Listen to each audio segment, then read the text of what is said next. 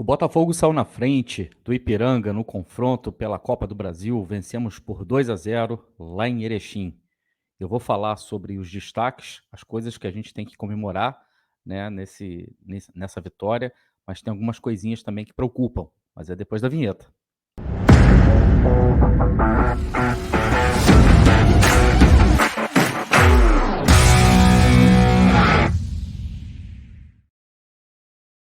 Olá, Helenos e Helenas. Eu sou o Társilo Coutinho, Társilo Delfim, né? Que eu costumo apresentar aqui. Estou trazendo para vocês mais alguns minutinhos de RB aqui para a gente falar, inclusive, sobre essa vitória do Botafogo, que já nos dá uma boa vantagem para o jogo de volta, né? Porém, antes de começarmos a falar, né, sobre o resultado do jogo, sobre a vitória do Botafogo, sobre o Ipiranga lá de Erechim, eu gostaria de pedir para você que está chegando aqui agora, que ainda não deixou seu like, deixa seu like aí também, porque isso ajuda demais na divulgação do canal. Se inscreva aqui na Rádio Botafogo, nos ajude a chegar logo aos 47 mil inscritos e rumo aos 50 mil inscritos o mais rápido possível. Considere também tornar-se membro aqui do canal. Você pode se tornar membro aqui do canal da Rádio Botafogo por menos de R$ 5, uma mixaria, e você ajuda demais também aqui na manutenção do canal, tá bom?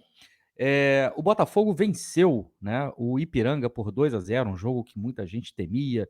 O Ipiranga chegou na semifinal do Campeonato Gaúcho, venceu o Grêmio no jogo de ida, depois fez jogo duro no jogo da volta, venceu o Bragantino também pela Copa do Brasil, eliminou o Bragantino pela Copa do Brasil. Tem bons jogadores, de fato, tem realmente um time muito bem armado, um time, né, bacana. É um time modesto, de investimento modesto, mas um time muito honesto no que diz respeito ao investimento, um time simpático, inclusive. Mas, né, como eu havia dito em outro vídeo aqui, que eu tinha deixado aqui para vocês, ao pré-jogo, eu acreditava numa vitória, inclusive até tranquila. Tranquila não foi, mas a vantagem que o Botafogo conseguiu nesse jogo de ida, né, foi boa. Então, eu vou aqui conversar com vocês sobre 5 motivos que a gente tem para sorrir, porém, tem algumas preocupações. Como a gente venceu, eu vou falar sobre as minhas preocupações antes de mais nada. A primeira preocupação de todas, né? A gente, para o confronto contra o São Paulo, tem a dúvida, ganhou a dúvida aí do Marçal, que acabou saindo no comecinho do jogo, sentindo desconforto muscular, ainda vai ser reavaliado para saber se há alguma lesão ou não. Porém, a gente precisa torcer muito para que o Marçal esteja apto para jogar na estreia do Campeonato Brasileiro no sábado, às 18h30, no estádio Newton Santos contra São Paulo, né? Vamos torcer que não seja nada demais, né?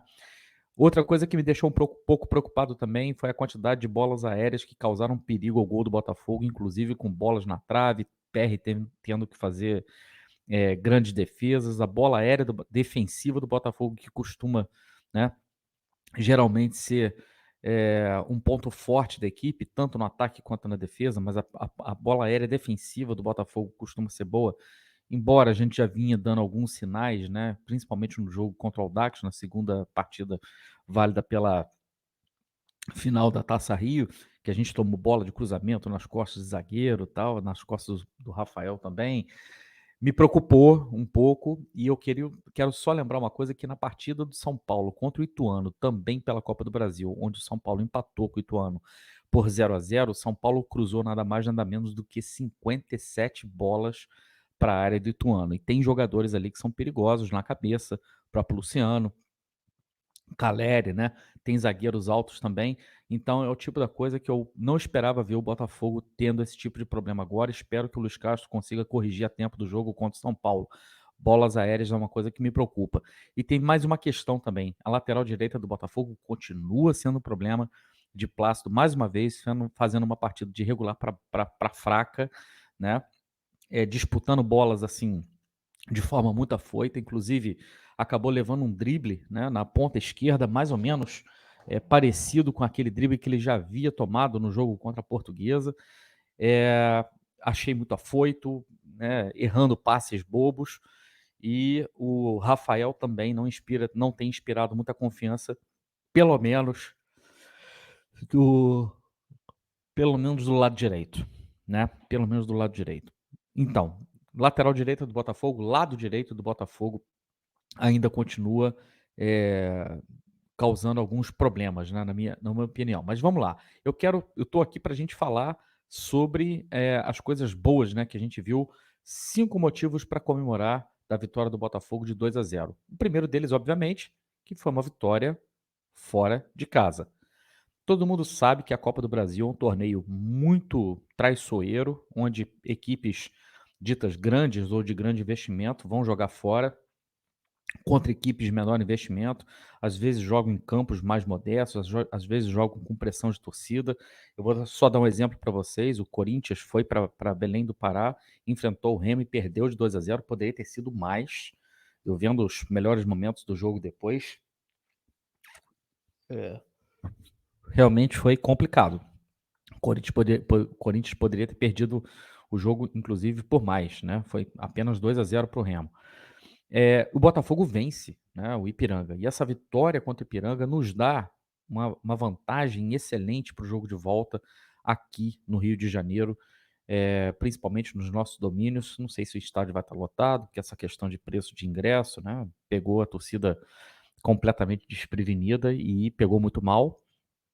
Porém, as condições de gramado, a gente vai estrear no jogo contra o São Paulo, gramado sintético, né. No jogo da volta, espero eu que o Botafogo já esteja também bem mais adaptado ao gramado sintético. E também o fato de que o gramado, né, lá em Erechim, do estádio do Ipiranga, era muito irregular. Você viu que o Luiz Henrique, por exemplo, no primeiro tempo, teve a chance de fazer um gol e foi enganado pelo kick da bola e acabou isolando a bola.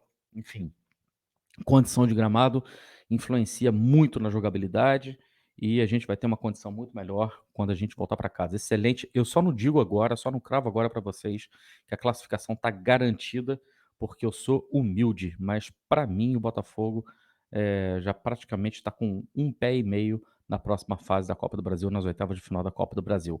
O segundo motivo para a gente sorrir: Lucas Perry é monstro. Lucas Perry, de fato, vem se consolidando, pelo menos nesse primeiro semestre, né, de 2023, como um dos melhores goleiros do Brasil. A quantidade de defesas que esse cara faz é uma coisa impressionante. Estou para falar para vocês que o nível de dificuldade das defesas que o Lucas Perry faz, poucos goleiros hoje no Brasil estão executando. Sem contar pelo fato também de que ele é bem melhor do que o Gatito, né, com as bolas com a bola nos pés, e dificilmente o Gatito vai, assim que recuperado, recuperar também a sua titularidade. Acho que o Lucas Perry eu esperava, inclusive, que o Lucas Perry fosse uma transição lenta de uma aposentadoria bonita do Gatito, né, se aposentando, para dar lugar, né, ao Lucas Perry que iria o suceder. Isso aconteceu antes do tempo, né, que todos nós esperávamos. E eu acho que o Lucas Perry hoje já é titular do gol do Botafogo e o Gatito dificilmente recupera essa posição. Terceiro motivo para a gente sorrir: a defesa do Botafogo não foi vazada.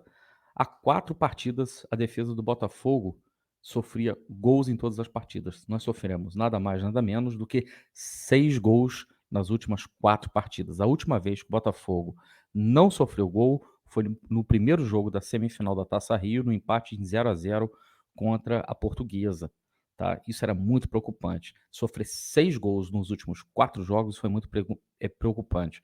Embora o Botafogo tenha goleado o Audax no último jogo da final da Taça Rio, ainda assim, molhar a garganta aqui um pouco, ainda assim, né, o fato do Botafogo, ter feito 5 gols, ter sofrido 2 gols da fraquíssima equipe do Audax, era um motivo de muita preocupação. Jogando nos domínios lá do Ipiranga, que estava 7 jogos invicto no seu estádio, nos seus domínios, o Botafogo não sofreu gols. Isso é excelente, é motivo sim para comemorar. Nós estivemos perto de tomar gols, né, com a bola na trave, defesas excelentes do PR, mas é para isso que você tem goleiro e às vezes também, né, gente, cá entre nós, a gente precisa contar com a sorte, né, que a gente não vem contando muito. Defesa não vazada, mais um ponto. Mais um motivo para sorrir, motivo número 4 para a gente sorrir: atuação do Rafael na esquerda. Talvez tenha sido a melhor partida do Rafael pelo Botafogo até o presente momento. E, pasmem, jogando na esquerda. Aí você se pergunta: pô, mas e aí, o cara vai jogar improvisado? O titular é o Marçal, esse cara não vai ter chance nunca. O Rafael já jogou pela esquerda, inclusive, né, na época que ele atuava pelo United, né, sob o comando do Alex Ferguson. E o que que pode acontecer, né, com uma boa atuação dessa do Rafael, jogando pela esquerda? Só para vocês terem uma ideia, números do Fogo Stats, né, que ele colocou no Twitter, o Rafael em 79 minutos jogados, né, jogando pela esquerda, ele acertou 79% dos passes, 15 passos certos. Foram 2 passes decisivos que ele deu, ele acertou 2 cruzamentos, ou seja, 67%, ele tentou 3, acertou 2, está muito bom. Tentou 2 dribles, conseguiu na verdade 2 dribles, agora vem as partes importantes, ele venceu 7 duelos, ou seja, 58,4% do que ele tentou, ele fez 5 interceptações, 4 desarmes, ele sofreu 2 dribles, isso não é bom, ele fez uma falta e recebeu um cartão amarelo. Na minha opinião, cartão amarelo que ele recebeu justíssimo, porque dentro daquela característica dele de ir muito afoito para cima do adversário, acabou fazendo uma falta, acabou colocando o adversário em risco. A integridade do adversário em risco foi advertido com cartão amarelo. Mas foi uma atuação animadora e, na minha opinião, a principal consequência disso é o Rafael ganhar confiança. Se o Rafael ganhar confiança, a gente pode ter um lateral que possa brigar pela posição, pelo menos ali com o de Plácido, que possa subir um pouquinho, né, a régua, porque o de Plácido até agora realmente tem se mostrado muito fraco, de regular para fraco, e a gente precisa muito que o Rafael ganhe confiança para poder mostrar um pouco mais do jogo que o consagrou, mas que até então no Botafogo, até hoje, não havia mostrado. Atuação segura, algumas falhas, poucas falhas, mas sem dúvida muito melhor do que tudo aquilo que ele já mostrou em todo esse tempo que ele está aqui no Botafogo, beleza? E o último ponto, o último motivo para a gente sorrir, tá? E aí eu vou ter que colocar todos eles num pacote só. Eduardo e Pontas. É, meus camaradas, o tal do Eduardo é muita bola. Eu vou falar uma coisa para vocês. O Botafogo com Eduardo é um, sem Eduardo é outro. Eduardo joga o fino da bola. É um cara cheio de recurso. É um cara muito técnico. É um cara que enxerga o jogo todo no entorno dele. E é um cara que é capaz de criar as soluções, as melhores soluções no menor espaço possível. Como o segundo gol que ele fez de voleio, né? Que foi uma decisão muito rápida de pegar de voleio. O Botafogo tem um jogador muito precioso no Eduardo. Todo esse período que o Eduardo ficou fora, a gente viu como foi custoso para o nosso meio de campo conseguir se acertar, conseguir criar e principalmente para os jogadores de meio de campo conseguirem fazer gols. O Eduardo entrega tudo isso porque o entendimento dele também com o Tiquinho, e é preciso ressaltar isso, o entendimento dele com o Tiquinho é muito bom. Agora, eu queria destacar uma coisa: o fato do Eduardo jogar toda essa bola ajuda também e faz também com que o resto do time comece a jogar muita bola também. Eu não quis colocar o Tiquinho nesse último comentário para não ficar chovendo no molhado, porque acho que o Tiquinho fez uma boa partida contra o Ipiranga. Mas a atuação dos pontas, mais uma vez, me chama atenção. Essa que é a nossa maior preocupação e talvez seja o maior gap do nosso elenco. A gente teve no primeiro tempo Gustavo Sauer mais uma vez fazendo uma ótima partida, na minha opinião, sendo um dos principais responsáveis por toda a articulação de jogadas, saindo muito bem com a bola de trás, fazendo muito bem a ligação e às vezes colocando, fazendo bons passes, inclusive no contra-ataque, para aproveitar a velocidade. Então, mais uma atuação e o Sauer quase fez um gol, poderia ter feito um gol, isso teria coroado mais uma vez a sua atuação. Ótima, mais uma vez, ótima atuação do Gustavo Sauer. Luiz Henrique do lado esquerdo, o Fogstat mencionou isso no Twitter também. Achei muito feliz. Obviamente, elogiar o Mateuzinho e o Fogstat é chover também no molhado, né? Mas o Luiz Henrique começa a dar demonstrações quanto mais ele joga, mais confiança ele vai pegando, e começa a dar demonstrações, né, de que ele pode ser realmente aquele jogador decisivo que quebra linhas, que parte para cima, que não tem medo de enfrentar a defesa adversária. Obviamente, com 21 anos de idade, ainda vai errar muito também. Ele não é nenhuma sumidade, não é nenhum craque, às vezes peca por ser afoito, às vezes peca por tomar algumas decisões erradas, mas sem dúvida é um jogador muito impetuoso, é um jogador que faz aquilo que o Vitor Sá deveria fazer e não consegue fazer, que é não ter medo de partir para cima, não ter medo de cara feia, não ter medo de driblar e não ter medo de errar, tá? Tem essa a questão com o Vitor Sá, passa muito por isso, na minha opinião. O Vitor Sá é um jogador que, como perdeu muito em confiança, acaba não arriscando quase nada e acaba comprometendo praticamente todas as jogadas pelo lado esquerdo do ataque do Botafogo. Luiz Henrique tem sido esse sopro, digamos assim, de audácia, de molecagem, de partir para cima mesmo do adversário. Mais uma boa atuação dele. Peca nas finalizações? Peca. Precisa treinar isso? Precisa, mas é um jogador muito forte, inclusive, é um jogador que pode nos dar muitas alegrias. E aí, galera, não tem como falar do nosso bagre favorito, Júnior Santos estreou e estreou muito bem. Estreou jogando pela direita, caiu também pela esquerda, partiu para cima dos adversários também, foi muito importante em alguns momentos para segurar a bola no momento em que o Botafogo precisava desafogá-la de trás e também precisava manter a posse de bola para fazer o tempo passar. O jogador que levou a bola, levou muito perigo à área adversária também, teve chances de marcar, não marcou. Poderia ter passado para o Matheus Nascimento? Poderia, mas ele também quer mostrar serviço, quer deixar o dele. O Júnior Santos entrou muito bem no jogo, na minha opinião. E aí, levanta uma questão aqui que o nosso lado direito, que eu estava falando no começo, desse vídeo, o nosso lado direito ele sofre realmente com alguns problemas, principalmente falta de cobertura, principalmente quando o Sauer está jogando.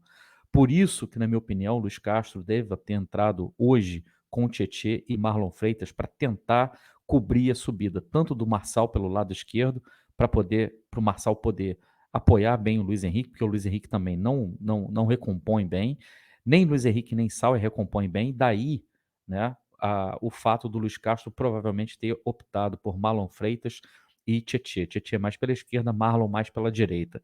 Só que aí o meio de campo acaba não fluindo.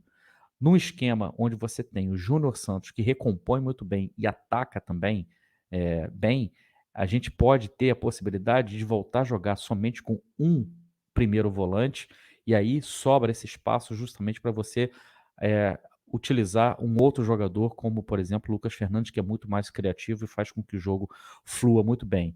E aí, quem sobraria, né, nesse ataque? Muito provavelmente o Luiz Henrique. Eu gostaria de ver o Luiz Castro testar, pelo menos testar. Ele poderia ter feito isso hoje, mas ele optou por tirar o Sauer. Mas eu gostaria de vê-lo testar o Júnior Santos pela esquerda e o Sauer pela direita. Por quê?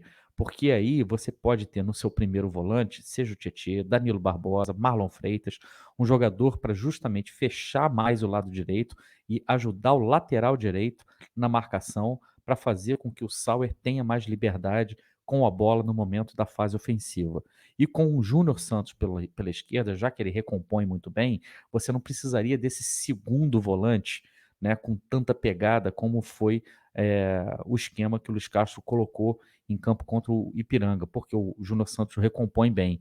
E aí você pode ter pelo lado esquerdo Júnior Santos, Lucas Fernandes e Marçal, e pelo lado direita de Plácido ou Rafael, se o Rafael conseguir se firmar e ganhar mais confiança, o Tietê ou Danilo ou o Marlon Freitas e o Sauer. Não sei, acho que a entrada do Júnior Santos pode ajudar a clarear as coisas, pode inclusive beneficiar o Lucas Fernandes, que acabou sacrificado hoje para que o Botafogo tivesse mais poder de marcação no meio, já que os dois pontos não recompõem tanto assim. Beleza? Deixa aí nos seus comentários se você concorda, discorda, dá suas notas aí também para os jogadores, não tem problema. Você pode discordar de mim. O Botafogo venceu o Ipiranga por 2-0 e a gente precisa comemorar assim uma vitória que é muito importante. Entra dinheiro nos cofres do clube, o Botafogo vai avançando de fase, de pouquinho em pouquinho, já são 7 vitórias não, já são 7 jogos invictos do Botafogo até o momento e a gente espera que continue assim. No sábado a gente vai estar lá contra o São Paulo, a gente espera que o Botafogo vença o São Paulo também na estreia do Campeonato Brasileiro, tá bom? Tem sexta folgada amanhã à noite, eu volto a qualquer momento com mais alguns minutinhos de RB. Deixa seu like se você gostou desse vídeo, pode deixar seu dislike também se você não gostou. Inscreva-se aqui no canal, considere tornar-se membro também da Rádio Botafogo, beleza? Eu vou nessa, um grande abraço, tchau!